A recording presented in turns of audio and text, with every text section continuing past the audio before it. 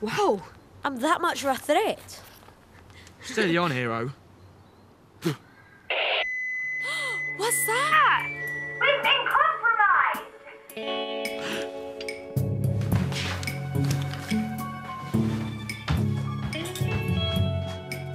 Maybe you should put new batteries in. Maybe we should get out of here. Go, go, go! Come on! Get down! Go ahead. I'll be okay. Are you insane? I don't know if you've noticed, but the pinks are after your blood.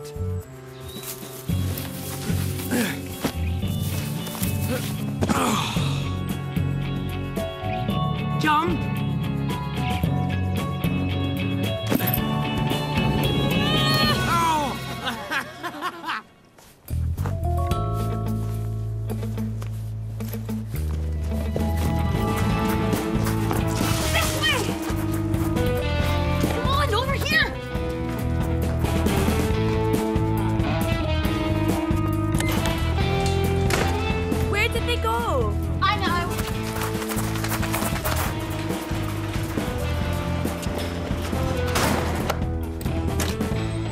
With him later, but first we had to finish what we started. Listen, they've gone.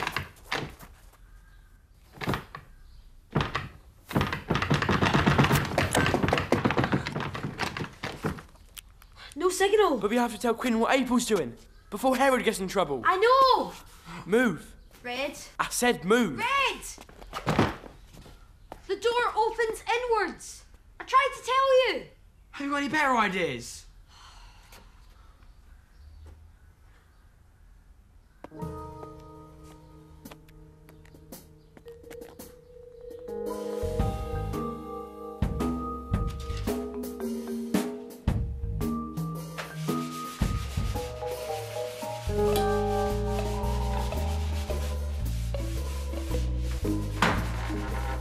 Right about now, the bolt should be lifting up. And now, sliding across. Yeah, the next thing I was gonna suggest was making a magnet out of a battery, spanner and wire.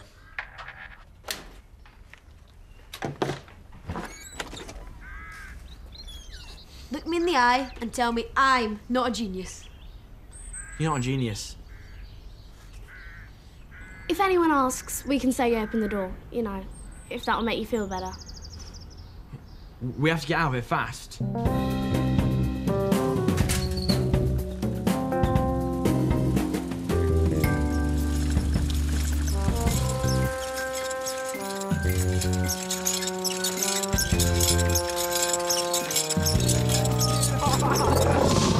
Here he is. Principal Quinn is a... Principal Quinn is a psycho, and like you didn't write it. Write it? I can't even read it. We better stall Quinn before she sees that. I agree it would be in Herod's best interest to be with his real family, but unfortunately Mr. Sharkey can't cope. And Herod should be placed with parents who can. Miss, you've got to come quick. It's Herod Sharkey. You won't believe what he's just done. April got to Quinn first, so we set up a roadblock. Herod needs the discipline of a proper strict new family. And a new school, don't forget. Ah, Sharkey Senior. We're looking for your brother. Talking of Sharkies, I'm doing a story on why boys have gone bad. She's busy right now. As I have such respect for your hardline policy on rule breaking, could I ask a few questions? Well, I'm sure I've got time to answer a few questions. I know what you've been up to. How you been setting up boys you don't like? All I know is I hired you to find my lock of hair, and I'm yet to see it. Let's start with Johnny Pierce, accused of throwing Herod's kit bag up a tree. And only one person claimed to see Johnny do it. Sarah, your right hand, please. It's okay. I'm being brave. I found this under the tree. You stole Herod's bag, threw it into the tree, and broke your nail in the process. That's a lie. He's lying. Next on your list was Ernie Boyle. This time, Mercedes accused him of stealing her MP3 player. Only I spoke to Ernie and you told Quinn you'd seen him with it last week. And yet, Mia snapped a photograph of you listening to it yesterday, just hours before the player was reported stolen. You planted it on Ernie and made the whole thing up. Somebody stole my MP3, but it was like totally way expensive. Hang on, I saw Ernie Boyle with a pink MP3 last week. Boyle! What did I do?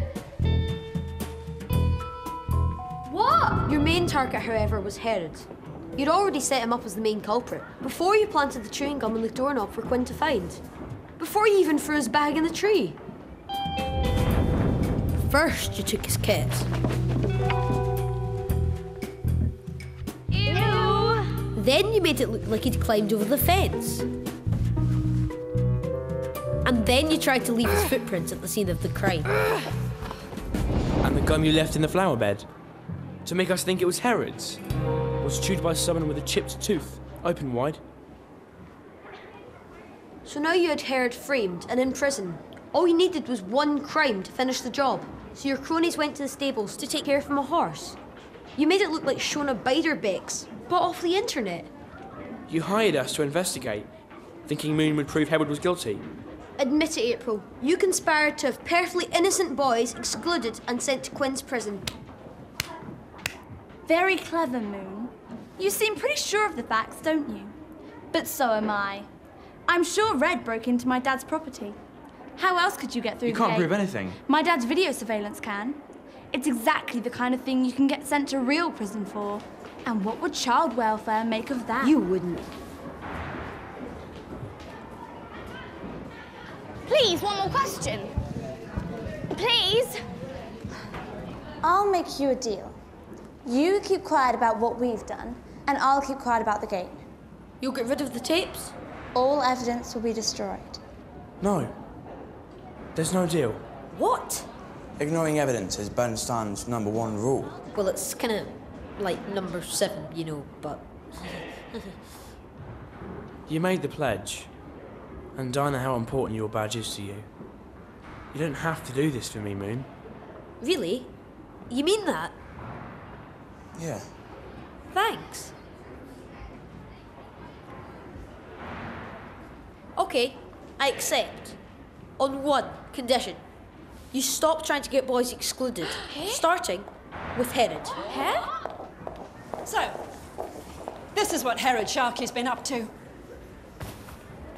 Actually, I don't think it was him.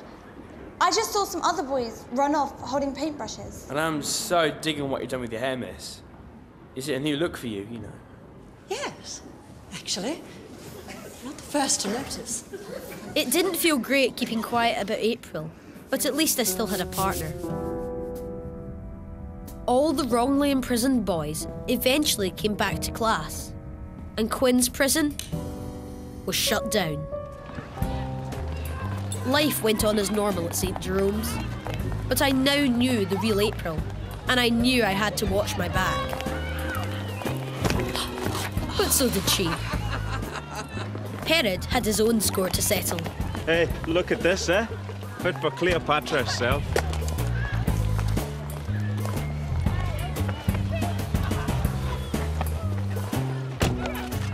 All right. So it's a bit rubbish, but I think you did all right. Do you reckon? Yeah. Cool. See you later.